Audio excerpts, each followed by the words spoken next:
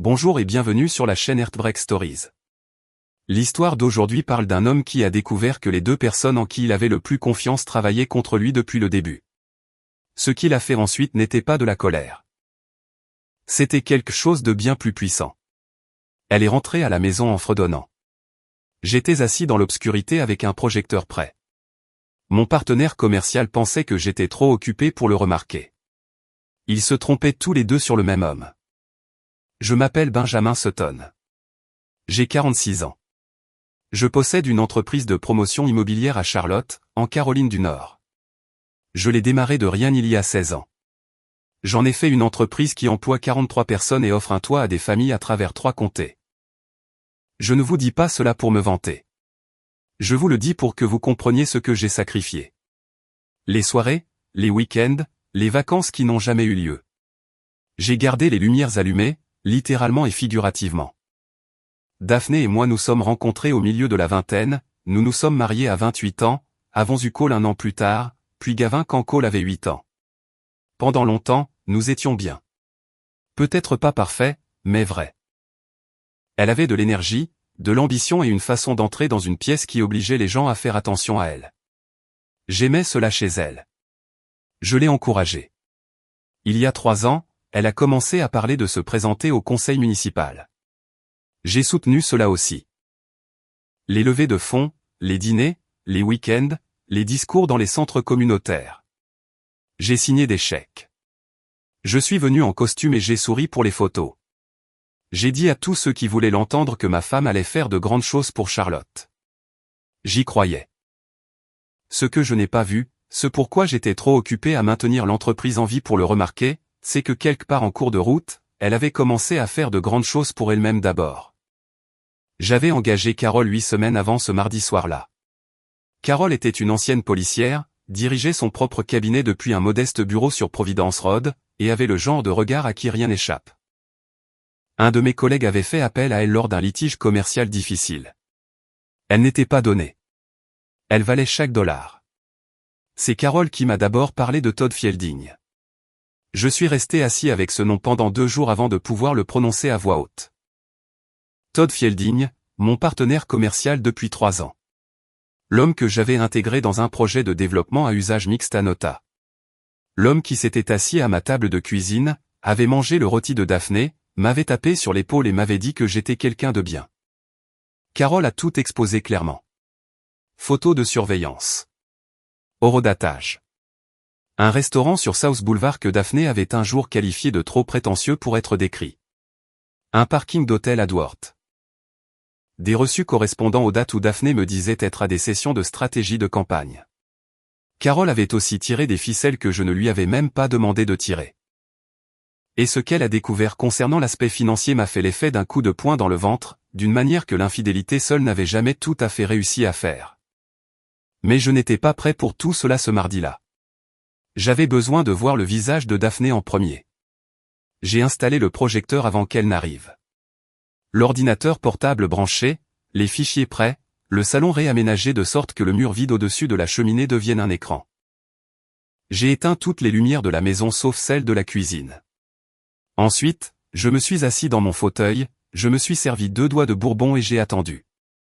Elle est rentrée à 23h40, ses talons claquant sur le parquet, ses clés atterrissant sur la table de l'entrée comme toujours, une pause devant le miroir du couloir.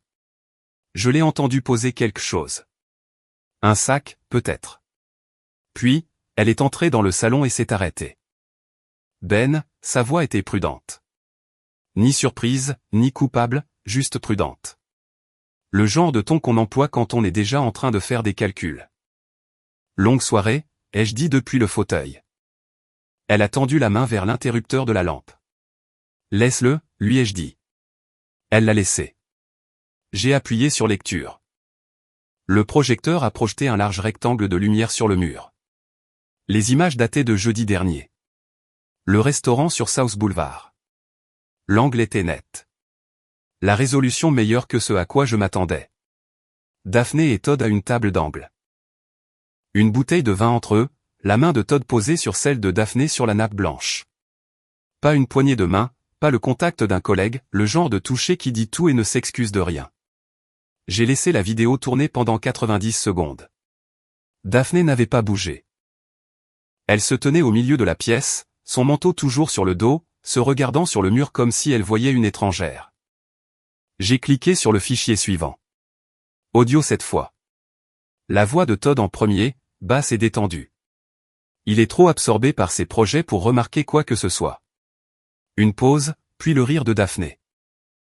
Un vrai rire, le genre que je n'avais pas entendu dans cette maison depuis 2 ans, et sa voix, je pourrais rentrer à la maison en portant le logo de son concurrent, il ne lèverait même pas les yeux de son téléphone.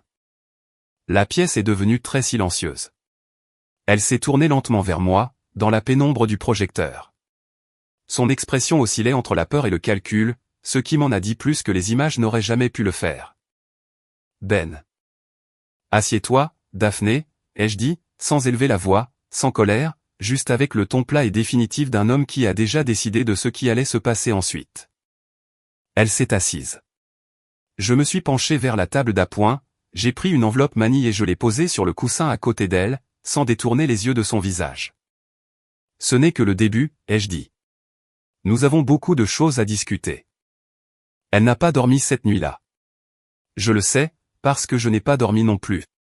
J'ai pris la chambre d'amis sans un mot, laissant Daphné assise au bord du canapé avec une enveloppe manie sur les genoux et le projecteur diffusant encore sa lumière pâle sur le mur. Je n'ai pas claqué les portes. Je ne lui ai pas fait de discours. Je suis simplement monté à l'étage, j'ai fermé doucement la porte derrière moi et je me suis allongé sur la couverture, fixant le plafond. Mon téléphone a vibré à 2h14 du matin. Gavin. Mon fils de 19 ans m'appelait de sa résidence universitaire à l'UNC Charlotte à 2h du matin, ce qui signifiait qu'il ne dormait pas non plus. J'ai décroché avant la 2e sonnerie. Papa. Sa voix était tendue, elle paraissait plus vieille qu'elle n'aurait dû. Je suis là, mon fils. Un long silence. Je l'ai entendu soupirer. Le genre de soupir qui porte quelque chose de lourd. J'ai besoin de te dire quelque chose, et j'ai besoin que tu ne me demandes pas pourquoi je ne l'ai pas dit plus tôt, parce que je me le demande depuis 2 ans et je n'ai toujours pas de bonne réponse. Je me suis redressé. Vas-y. J'ai vu ces messages, a-t-il dit. Ceux de maman sur son iPad. Je l'aidais à réinitialiser le mot de passe du Wi-Fi à Thanksgiving, il y a 2 ans, et son écran était ouvert. Je ne voulais pas regarder, mais j'ai regardé. Une autre pause. Je ne savais pas quoi en faire, papa. J'avais 17 ans. Je me suis dit que ce n'était peut-être rien. Ensuite, j'ai continué à me dire que ce n'était rien parce que l'autre option était trop. Il s'est arrêté. Je suis désolé. J'aurais dû te le dire. Je suis resté silencieux un instant. Mon plus jeune fils, 17 ans, portant un secret comme une pierre dans la poitrine pendant 2 ans parce qu'il ne savait pas comment me le transmettre sans tout détruire. Gavin, ai-je dit doucement. Ce n'est pas ton fardeau. Tu m'entends? Ce n'est pas à toi de porter ça. Je sais, mais. Pas de mais. Tu étais un enfant. Tu étais encore un enfant. J'ai gardé ma voix stable, même si quelque chose se serrait derrière mon sternum. J'ai besoin que tu m'écoutes maintenant. Connais-tu le nom de Todd Fielding? Le silence à l'autre bout de la ligne m'a tout dit. Ouais, a-t-il fini par admettre. C'était le nom que j'ai vu. J'ai fermé les yeux. D'accord. D'accord, mon fils. Voici ce qui va se passer. Tu vas rester à l'école. Tu vas aller à tes cours demain et tu ne vas pas appeler ta mère ce soir. Tu peux faire ça? Qu'est-ce que tu vas faire? Le gérer, ai-je répondu. De la bonne manière. Sans que tu sois au milieu de tout ça. Il est resté silencieux un instant. Puis, d'une voix basse et sérieuse, papa. Il était chez nous. Il s'est assis à notre table. Je sais que c'est ton partenaire. Je le sais aussi. Comment fais-tu pour ne pas, il s'est interrompu. Parce que perdre mon sang-froid ne nous aidera ni l'un ni l'autre, ai-je dit. Dors un peu. Je t'appelle demain. J'ai posé le téléphone et je suis resté assis dans le noir pendant un long moment. La chose à propos de la trahison, dont personne ne vous prévient, c'est qu'elle ne frappe pas qu'une seule cible. Elle rayonne. Mon fils portait ça depuis qu'il avait 17 ans. Mon fils de 19 ans avait passé 2 ans à me voir rentrer de mes chantiers, me voir signer des chèques pour la campagne, me voir serrer la main de Todd Fielding aux événements publics, et il savait tout ce temps. Cela m'a attristé comme du verre brisé. Le lendemain matin, j'ai conduit jusqu'au bureau de Carole Denon avant que Daphné ne soit réveillée. Carole était déjà à son bureau à mon arrivée, café à la main, lunettes de lecture remontées sur le front. Elle n'a pas perdu de temps en politesse. « Vous avez vu les images ?» a-t-elle dit. « Maintenant, vous devez voir le reste. » Elle a tout étalé sur son bureau en sections bien organisées. Les dossiers financiers sont venus en premier. 3 mois de transfert régulier depuis notre compte joint vers un compte secondaire dont j'ignorais l'existence. 42 000 $ transférés par tranche suffisamment petite pour éviter les alertes automatiques. Ensuite, les dossiers de financement de la campagne.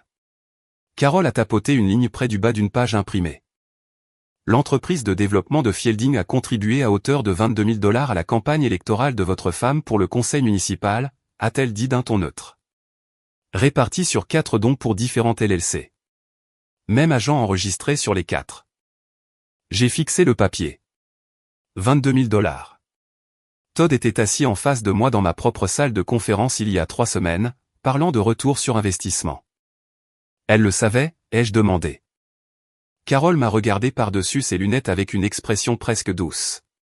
Monsieur Sutton, d'après mon expérience, lorsqu'un homme finance la carrière politique d'une femme tout en entretenant une relation privée avec elle, les 2 parties comprennent généralement l'arrangement. J'ai repris le papier et relu les chiffres. Il lui fournissait aussi des informations sur notre projet commun, n'est-ce pas? Ce n'était pas vraiment une question. Carole a hoché la tête. Par ailleurs, j'ai la documentation de 11 appels téléphoniques entre Fielding et un avocat spécialisé en droit de la famille au cours des 4 mois qui ont précédé mon embauche. Il n'était pas seulement impliqué avec votre femme. Il l'aidait à se positionner pour le divorce avant même que vous ne sachiez qu'il y en aurait un. J'ai posé le papier, j'ai aligné les bords sur le bureau, j'ai pris une longue respiration mesurée. J'ai besoin de tout ce que vous avez, lui ai-je dit. Chaque dossier, chaque photographie, chaque relevé d'appel. Organisé et prêt. Carole a sorti un deuxième dossier de son tiroir et l'a poussé vers moi. C'est déjà fait, a-t-elle dit. J'avais le pressentiment que vous seriez la taupe. Cole l'a découvert de la pire des manières. Je ne l'avais pas encore appelé. C'était mon erreur. Non pas parce que je devais à Daphné la courtoisie du secret, mais parce que mon fils de 27 ans avait l'instinct de sa mère pour agir en premier. Ce jeudi matin, avant que je n'aie eu la chance de m'asseoir avec lui, Daphné avait déjà passé son appel. J'étais dans mon camion devant le bureau de Carole quand mon téléphone s'est allumé avec le nom de Cole. Je m'attendais à de la colère. Ce que j'ai eu à la place, c'était un mur. Je veux juste que tu saches, a-t-il dit, d'une voix plate et sèche, que j'ai parlé à maman ce matin, et je pense que tu devrais sérieusement examiner la façon dont tu as géré cette famille. Je me suis figé. Qu'est-ce qu'elle t'a dit? Que tu as monté une sorte de dossier contre elle? Que tu as engagé quelqu'un pour la suivre? Que tu essaies de saboter sa campagne parce que son succès te fait te sentir menacé? Il a fait une pause. Ces mots, pas les miens. Mais franchement, papa, un détective privé? Ce n'est pas toi, ça. Je n'ai pas haussé le ton. Je n'ai pas répliqué agressivement. J'ai dit, Cole, j'ai besoin que tu gardes cette pensée pour toi pendant 48 heures. Tu peux faire ça? Je ne vais pas juste. 48 heures, ai-je répété. Ensuite, je te montrerai tout. Chaque document, chaque photo, chaque relevé financier. Après ça, tu pourras avoir l'opinion que tu veux, mais je te demande d'attendre. Il a raccroché sans accepter. Le vendredi après-midi, il a posté un message. Je l'ai vu grâce à une capture d'écran que Gavin m'a envoyée. Sur la page Facebook publique de Cole, un long paragraphe qui commençait par « Parfois ». Les personnes que nous pensons connaître le mieux nous déçoivent le plus, et qui dérivaient vers un portrait à peine voilé d'un mari contrôlant essayant de détruire la carrière politique de sa femme par fierté blessée. Il n'a pas utilisé mon nom. Il n'en avait pas besoin. La moitié de Charlotte savait contre qui Daphné Sutton se présentait et avec qui elle était mariée. Le post comptait 412 j'aime au moment où je l'ai lu. Je suis resté avec ça le temps exact qu'il m'a fallu pour terminer mon café. Ensuite, j'ai appelé mon avocat, David Prentice, et je lui ai dit de commencer à rédiger. Puis, j'ai appelé le service de coursier. Le colis que j'ai envoyé à l'appartement de Cole Edward contenait un seul dossier. À l'intérieur, les photos de surveillance de Carol, les dossiers de financement de la campagne montrant les contributions des 4 LLC de Todd Fielding totalisant $22,000, la documentation des virements bancaires montrant les $42,000 retirés de nos comptes joints.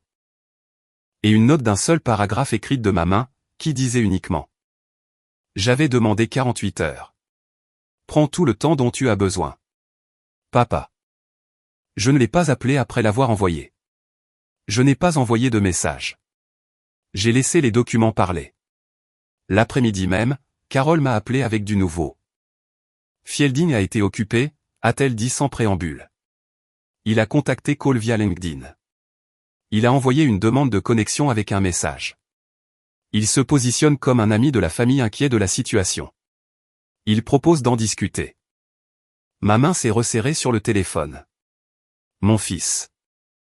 Son message sur LinkedIn a été envoyé hier soir, avant que le post ne soit publié, a ajouté Carol. Donc, Todd avait pris contact avant le post. Il avait aidé à allumer la mèche. J'ai assimilé ça, je l'ai mis de côté et j'ai gardé une voix neutre. Documenter ça, ai-je dit à Carol.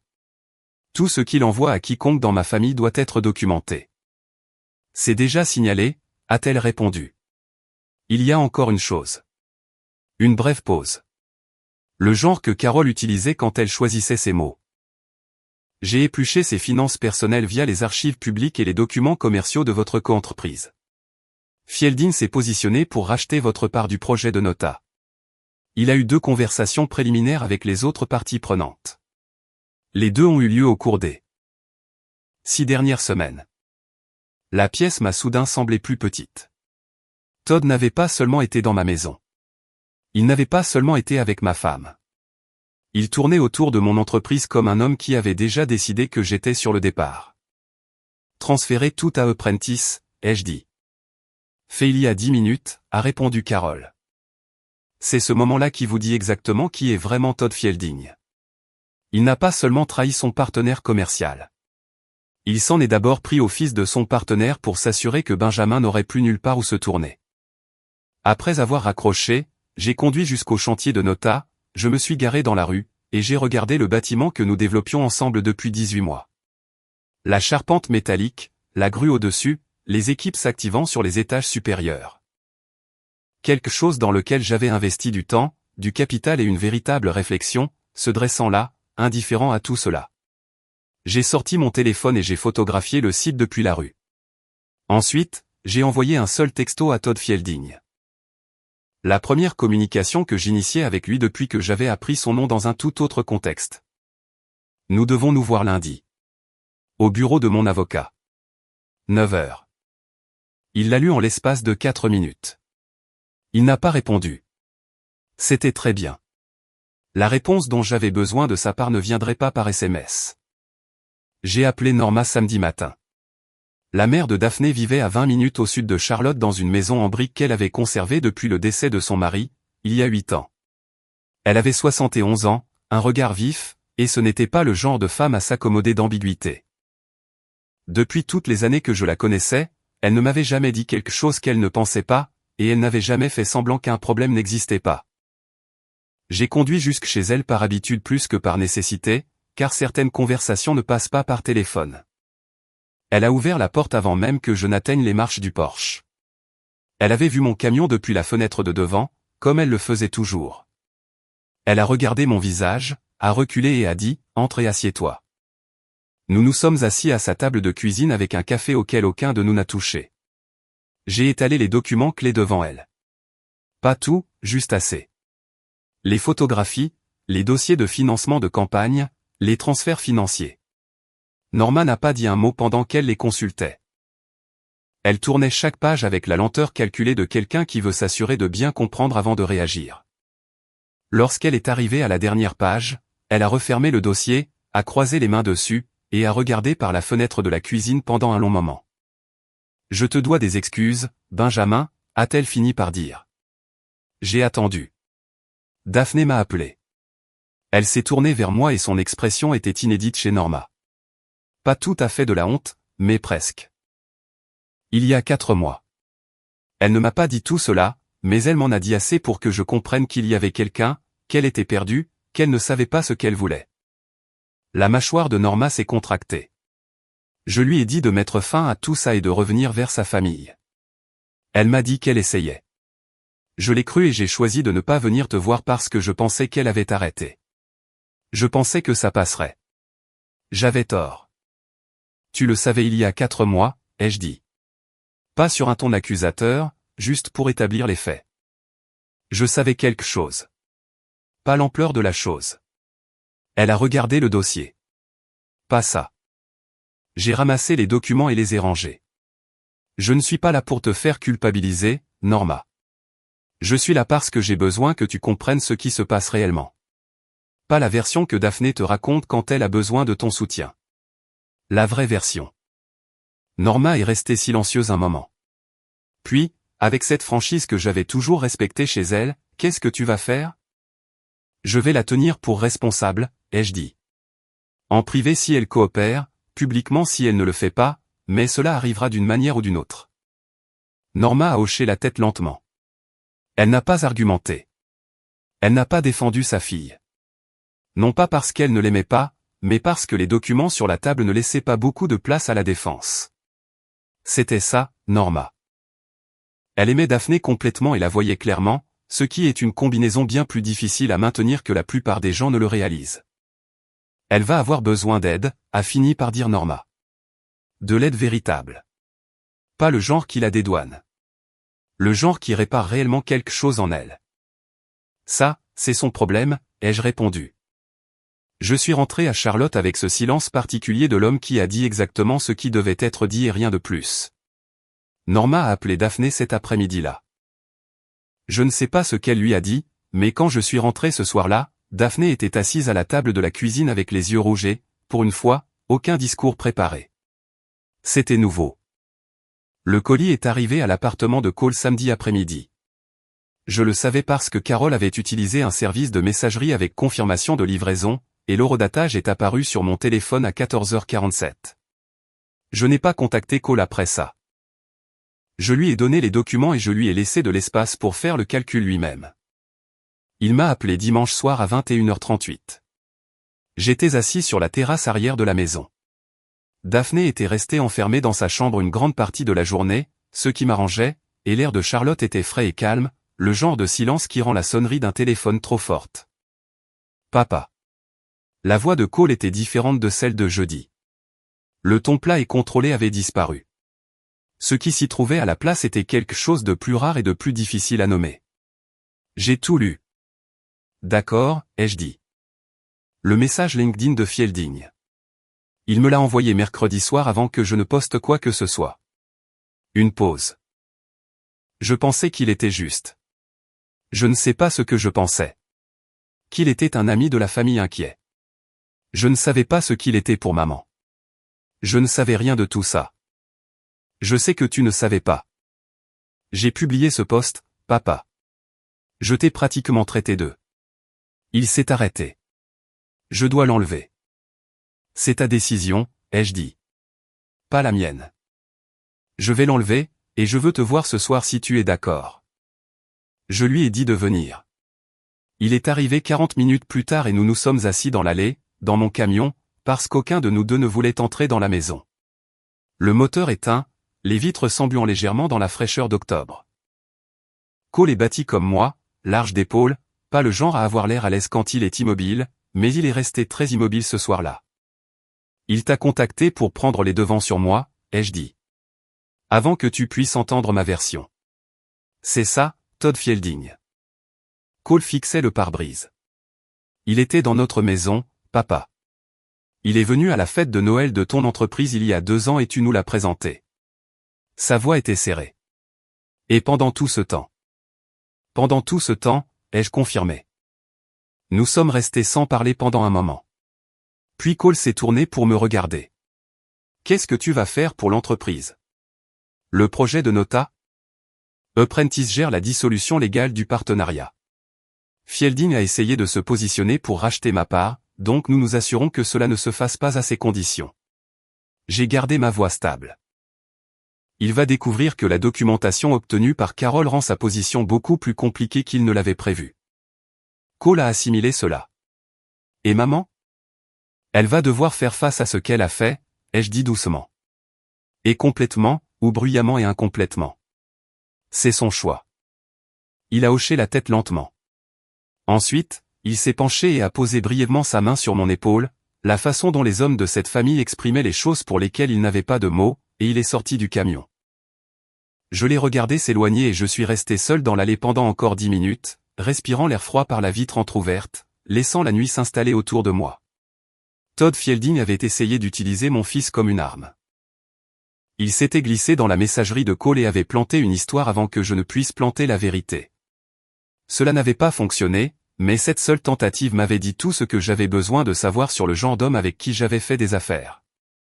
Le lundi matin, j'étais dans le bureau de David Prentice à 8h45, 15 minutes avant l'arrivée prévue de Todd Fielding. Il n'est pas venu à 9h. Il n'est pas venu à 9h30. À 9h52, son avocat a appelé le bureau de Prentice et nous a informé que M. Fielding communiquerait par l'intermédiaire de son conseiller à l'avenir. Prentice s'est adossé à sa chaise avec la petite expression satisfaite d'un homme qui s'attendait exactement à ça. Il a flanché, a-t-il dit. En effet, ai-je approuvé. Maintenant, assurons-nous que cette faiblesse lui coûte cher. Gavin est venu de l'UNC Charlotte en voiture un jeudi, 2 semaines après le début de l'effondrement. Il n'avait pas demandé la permission.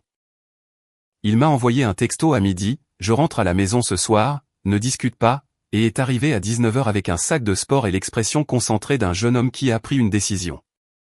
Il avait 19 ans. Mince, avec encore ce côté inachevé propre aux jeunes hommes qui n'ont pas encore tout à fait pris leur carrure d'adulte. Il est entré dans la cuisine, a posé son sac, a regardé sa mère debout près du comptoir, et a dit sans préambule. J'ai besoin de dire quelque chose, et j'ai besoin que tu me laisses terminer. Daphné a posé sa tasse. Ses yeux sont passés de Gavin à moi, puis de nouveau à lui. D'accord, a-t-elle dit prudemment. Je sais depuis 2 ans, a dit Gavin. J'ai vu les messages sur ton iPad quand je t'aidais avec le Wi-Fi à Thanksgiving. Je connaissais son nom. Je savais ce qui se passait et j'ai passé 2 ans assis en face de toi à cette table à faire semblant de ne pas savoir. Sa mâchoire était crispée, mais sa voix est restée contrôlée. J'avais 17 ans. Je ne savais pas quoi faire. Mais je sais ce que j'ai fait. J'ai regardé papa rentrer de ses journées de 12 heures, t'emmener à des dîners de campagne, serrer la main de cet homme sans jamais dire un mot.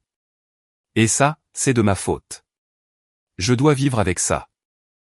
Le visage de Daphné avait blêmi. Gavin. Je n'ai pas fini. Il a levé la main, un geste tellement semblable au mien qu'il m'a arrêté une seconde. Je ne dis pas ça pour te faire du mal. Je le dis parce que tu as raconté aux gens une histoire où papa est le problème. Et cette histoire est fausse. Il n'a jamais été le problème. Il était celui qui tenait tout ensemble pendant que tu étais ailleurs. La cuisine était très silencieuse. Dehors, une voiture est passée dans la rue. Daphné a pressé ses doigts sur sa bouche. Ses yeux étaient vitreux, et je la voyais lutter pour garder contenance comme elle le faisait toujours. La mâchoire serrée, les épaules en arrière, la performance de quelqu'un qui ne craque pas en public, même quand il se brise de l'intérieur. Gavin, a-t-elle fini par dire, la voix faible. Je sais que j'ai blessé ton père. Je sais que j'ai blessé cette famille. Je ne m'attends pas. Je ne te demande pas d'explication, l'a-t-il coupé calmement. Je te demande d'arrêter de faire passer papa pour le méchant dans ce que tu as fait. C'est tout. Il a tiré une chaise et s'est assis à la table de la cuisine, se positionnant comme si la conversation était terminée et qu'il avait l'intention de dîner. J'ai croisé son regard à travers la pièce. Il m'a fait un petit signe de tête, composé, délibéré, et a tendu la main vers la corbeille de fruits comme si rien de tout cela ne lui avait coûté quoi que ce soit. Ça lui avait beaucoup coûté. Je le savais, mais il n'allait pas la laisser le voir. Et je comprenais parfaitement cette impulsion. Daphné a quitté la cuisine sans un mot. J'ai entendu ses pas dans les escaliers, lents et lourds. Ensuite, Gavin m'a regardé à nouveau, et sa contenance a vacillé juste un peu, assez pour me laisser voir le jeune homme de 19 ans en dessous. C'était correct, a-t-il demandé doucement. C'était plus que correct, lui ai-je dit. Il a hoché la tête et a baissé les yeux vers la table. J'ai posé ma main sur son épaule de la même manière que Cole l'avait fait pour moi dans l'allée, et pendant un moment, aucun de nous n'a rien dit. Nous n'en avions pas besoin. La thérapeute s'appelait Dr Myriam Oaks. Elle travaillait dans un cabinet à South Park, avait une salle d'attente avec une lumière douce et de petites aquarelles, et voyait Daphné un mardi sur 2 depuis 14 mois. Je connaissais son nom parce que Daphné l'avait mentionné à 2 reprises. Une fois pour dire que la thérapie l'aidait à assimiler certaines choses, et une autre fois pour dire que le Dr Oaks l'avait encouragé à honorer ses propres besoins. À l'époque, je n'avais rien pensé de ces 2 affirmations. Maintenant, je les comprenais différemment. Je ne me suis pas présenté au bureau du Dr Oaks. Je ne l'ai pas non plus appelé. Ce que j'ai fait, c'est lui envoyer une enveloppe scellée contenant une seule lettre et une clé USB. La lettre expliquait qui j'étais et ce que la clé contenait. Pas les vidéos de surveillance, ni les dossiers financiers, mais le dossier secondaire que Carole avait mis en évidence lors de notre dernière réunion. Les schémas, les chronologies, la forme documentée d'une vie vécue dans une dissimulation délibérée. Je ne demandais pas au Dr Oaks de briser le secret médical. Je lui demandais de comprendre ce qu'elle traitait réellement. Sa réponse est arrivée 4 jours plus tard. Pas un coup de téléphone, pas une lettre.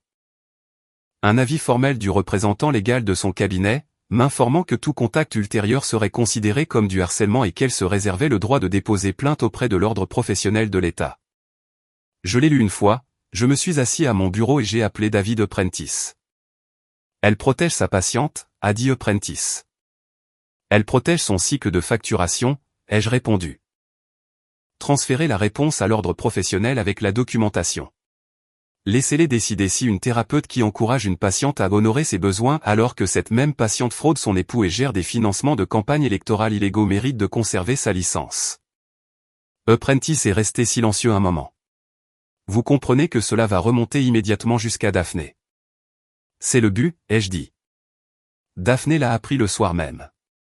Elle est descendue pendant que je révisais des plans de chantier à la table de la cuisine et s'est tenue dans l'encadrement de la porte, les bras croisés, son visage dépouillé de la contenance prudente qu'elle maintenait depuis 2 semaines. Tu as déposé une plainte contre Myriam, a-t-elle dit. J'ai transmis des documents à l'ordre professionnel, ai-je répondu sans lever les yeux. Il y a une différence. C'est ma thérapeute, Ben. C'est une relation protégée. J'ai posé mon stylo et je l'ai regardé directement. Elle a passé 14 mois à t'aider à rationaliser une double vie. Je n'ai rien violé. J'ai informé l'autorité compétente et je les ai laissés prendre une décision. Si elle n'a rien fait de mal, il n'y aura pas de suite. Je me suis adossé à ma chaise. Mais je crois que nous savons tous les deux que ce n'est pas tout à fait comme ça que ça s'est passé. La mâchoire de Daphné s'est crispée. Elle a changé d'appui, le signe révélateur qu'elle avait toujours lorsqu'elle recalculait sa stratégie. Tu essaies de démanteler tout ce qui m'entoure. J'essaie de m'assurer que la vérité a la place d'exister, ai-je dit calmement. Tu as été très doué pour empêcher cela. Elle m'a regardé pendant un long moment. Puis elle a tiré la chaise en face de la mienne et s'est assise. Sans agressivité, sans jouer un rôle. Elle s'est simplement assise comme le fait une personne qui est à court de stratégie et qui le sait. Il m'a encore appelé, a-t-elle dit. J'ai attendu. Todd. 3 fois cette semaine, avec des numéros que je ne connaissais pas. Il veut parler. Il dit que la situation est devenue incontrôlable et qu'il pense que nous devrions nous coordonner. Elle a pincé les lèvres. Je n'ai pas répondu. Bien, ai-je dit. Ne le fais pas. Il a peur. Il devrait. J'ai croisé les mains sur la table. Prentice a tout ce qu'il lui faut pour rendre la dissolution de Nota très inconfortable pour Todd. La documentation sur le financement de la campagne est déjà entre les mains du comité d'éthique de la ville. Quoi qu'il pense pouvoir réparer en se coordonnant avec toi, il est trop tard pour ça. Daphné a encaissé cela. Elle a baissé les yeux vers la table, puis a dit d'une voix plus calme que tout ce qu'elle avait utilisé au cours des 3 dernières semaines. J'ai eu un rendez-vous la nuit dernière. Elle l'a dit presque d'un air absent, comme si elle avait oublié un instant où elle se trouvait. Il m'a emmené dîner au Capital Grille. J'étais assise là et tout ce à quoi je pouvais penser c'était. Elle s'est arrêtée. Quelque chose dans mon expression avait changé et elle l'avait remarqué. Je l'ai regardée fixement et j'ai dit. Je sais. L'équipe de Carole était dans le parking. Toute couleur a quitté son visage. Je n'ai pas haussé le ton. Je n'ai pas bougé. J'ai simplement laissé cette phrase s'installer dans l'espace entre nous comme une pierre lâchée dans une eau calme. Elle a ouvert la bouche puis l'a refermée. Ses mains, qui reposaient lâchement sur la table, se sont lentement retirées vers elle. Tu le voyais encore, ai-je dit. Même maintenant, même en sachant que tout est documenté, que tout est en mouvement. J'ai gardé une voix plate et factuelle. Ça me dit ce que j'avais besoin de savoir, Daphné. Ça me dit que ça n'a jamais été de la confusion. Ce n'était pas une erreur qui a dégénéré. C'était un choix. Chaque jour, un choix. Elle n'a pas parlé pendant un long moment. Quand elle l'a enfin fait, sa voix était presque inaudible, je ne sais pas comment arrêter. C'est exactement, ai-je dit en me levant et en rassemblant mes plans sur la table, la raison pour laquelle tu as besoin d'une aide véritable. Pas le genre qui te dit d'honorer tes besoins. Le genre qui te dit la vérité. J'ai pris mes papiers. Je serai dans le bureau. Apprentice a besoin de ma signature sur 3 documents demain matin. Je te suggère de passer la soirée à réfléchir à ce que tu vas dire au comité d'éthique du conseil municipal quand ils appelleront. Parce qu'ils vont t'appeler. Je suis sorti de la cuisine et je n'ai pas regardé en arrière. Derrière moi, la maison était très silencieuse. Pas le silence de la paix. Le silence des choses qui sont enfin, irrévocablement, au grand jour. Le comité d'éthique du conseil municipal de Charlotte a envoyé à Daphné un avis d'enquête formel un jeudi. Je l'ai su avant elle. Apprentice avait un contact au bureau du greffier de la ville et je m'étais assuré d'être à la maison lorsque la lettre est arrivée. Elle l'a ouverte sur le comptoir de la cuisine. Je l'ai regardé la lire depuis l'autre bout de la pièce. Elle l'a lu 2 fois, puis l'a posée à plat sur le comptoir en pressant ses 2 mains dessus comme pour l'empêcher de s'envoler. Ils veulent une réponse écrite dans un délai de 15 jours ouvrables, a-t-elle dit. Je sais. Elle s'est tournée pour me regarder. Est-ce toi qui as fait ça? J'ai soumis la documentation, ai-je dit. Ce que le comité en fait ne dépend que d'eux. Son directeur de campagne l'a appelé cet après-midi-là. Je pouvais entendre la moitié de la conversation depuis le couloir. Elle s'était retirée dans la chambre, mais la porte n'était pas complètement fermée. Des mots comme « image »,« calendrier » et « nous devons prendre les devants » flottaient par l'entrebâillement. Quand elle est redescendue 1 heure plus tard, elle avait l'air de quelqu'un qui avait vieilli d'une décennie depuis le matin. Alan Finn démissionne de son poste de directeur de campagne, a-t-elle dit. Son nom n'était pas l'un de ceux que j'avais signalés. C'était un agent politique local que j'avais rencontré 2 fois et avec qui je n'avais aucun problème. Il dit qu'il ne peut pas gérer cette responsabilité. C'est sa décision, ai-je dit. Sans lui, la campagne est effectivement terminée. Elle s'est assise lourdement à la table. Tu le sais, n'est-ce pas? La campagne était effectivement terminée à l'instant où les contributions des LLC de Todd Fielding sont devenues le sujet d'une enquête éthique, ai-je répondu. Je n'ai pas provoqué ça. C'est la trace des documents qui l'a fait. Elle a pressé ses doigts contre son front. J'ai travaillé 3 ans pour ça. Je sais que tu l'as fait. J'ai gardé une voix mesurée.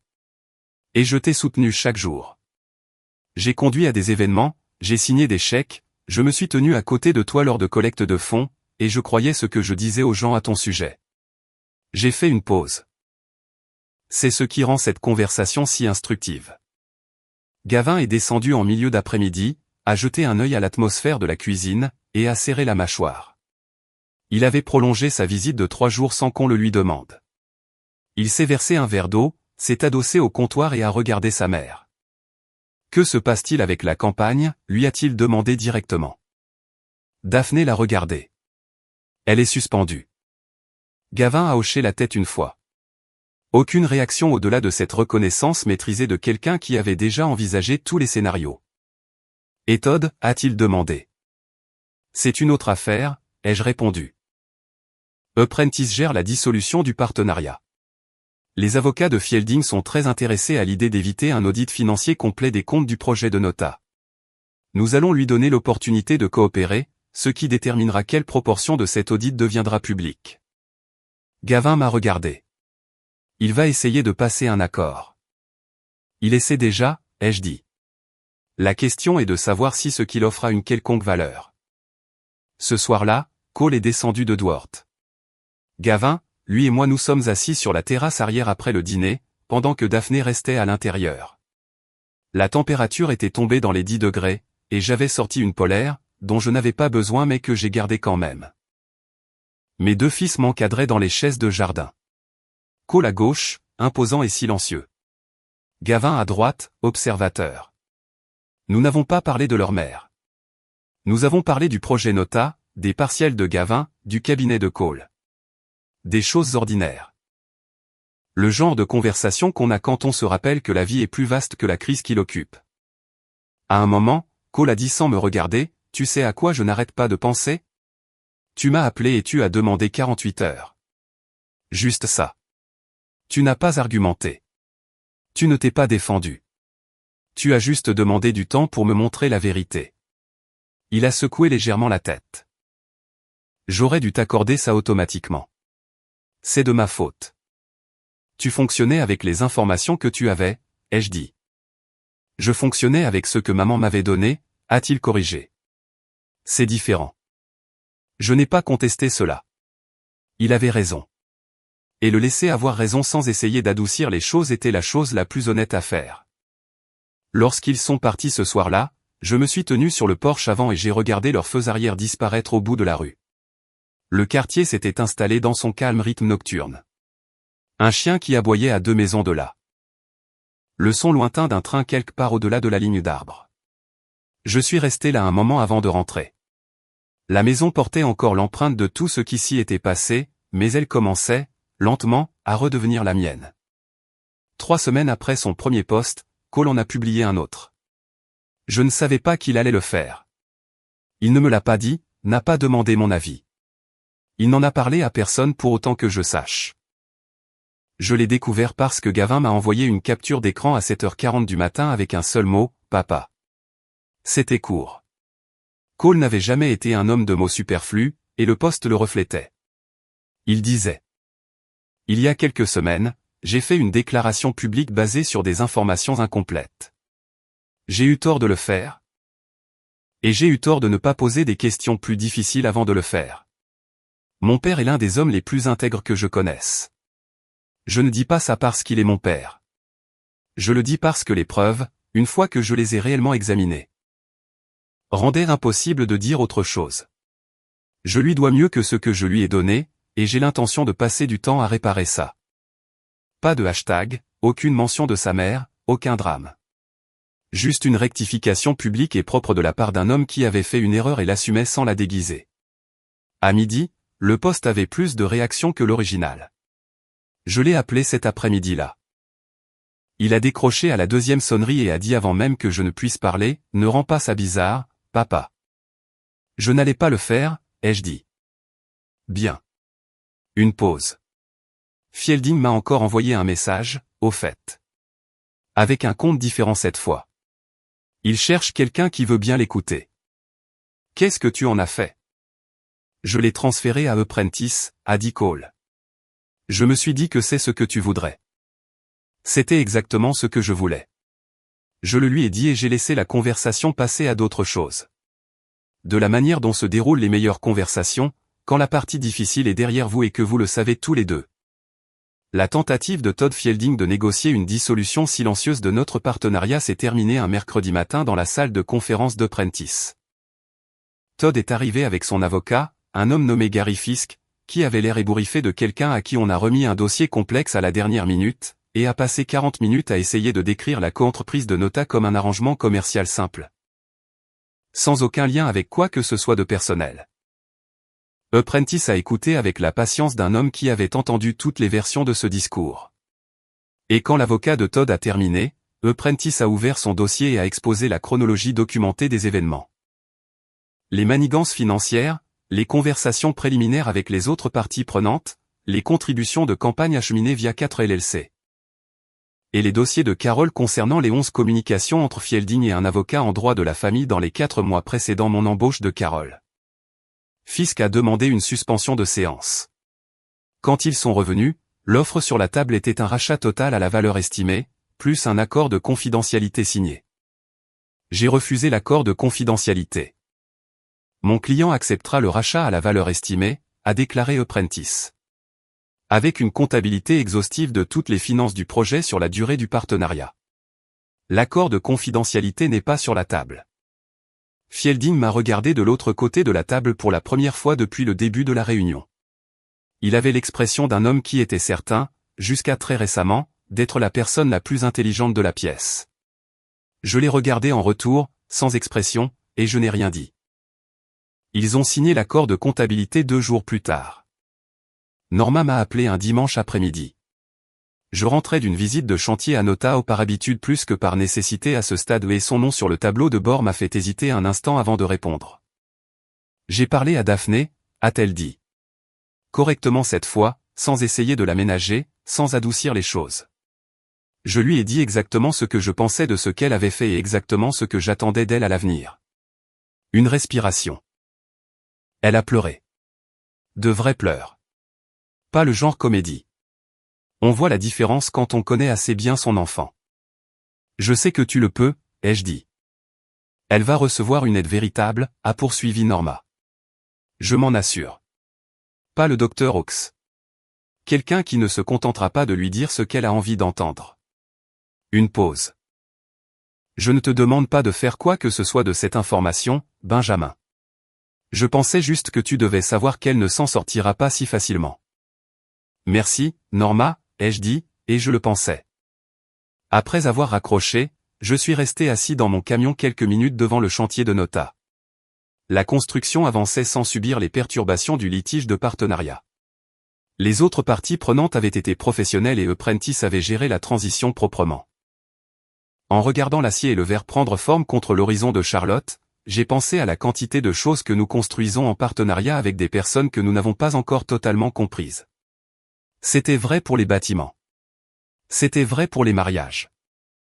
La différence, c'était qu'un bâtiment, une fois que les fondations étaient bonnes, tenait debout tout seul. J'ai passé la vitesse et j'ai conduit jusqu'à la maison pour commencer à la vider. J'ai vendu la maison en novembre, non pas parce que je n'avais pas les moyens de la garder. L'accord financier était équitable et l'entreprise était solide. Je l'ai vendue parce que chaque pièce de cette maison avait été la scène de quelque chose de faux, et je ne voulais pas passer un autre hiver à m'y promener. J'ai trouvé un endroit sur Morningside Drive.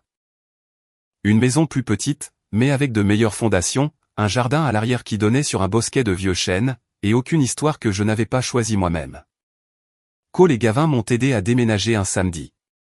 Nous avons loué un camion, l'avons chargé avec les choses que j'avais sélectionnées, aucun meuble qui avait été le nôtre, aucune œuvre d'art qu'elle avait choisie, aucun poids accumulé d'une vie. Je posais délibérément mes bagages, et nous avons conduit à travers la ville en 2 voyages, de sorte que même la nouvelle maison ne contenait que le strict nécessaire pour vivre, et rien qui n'y avait pas sa place. Nous avons commandé des pizzas et nous sommes assis sur le sol du salon vide, car le canapé n'arrivait que lundi. Gavin s'est plaint du manque de sièges avec l'énergie pince en rire d'un jeune de 19 ans qui trouve l'inconfort plus drôle qu'il ne l'est vraiment.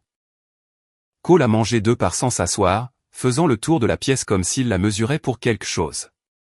Je les ai regardés tous les deux et j'ai ressenti, pour la première fois depuis longtemps, quelque chose qui ressemblait à un contentement simple. Daphné avait intégré un programme de thérapie structuré fin octobre.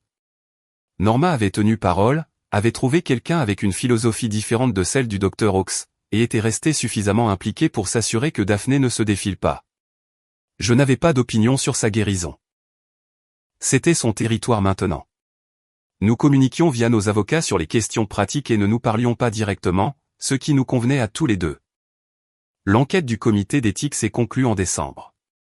Le registre du financement électoral de Caroline du Nord a émis un avis formel de violation du financement de campagne.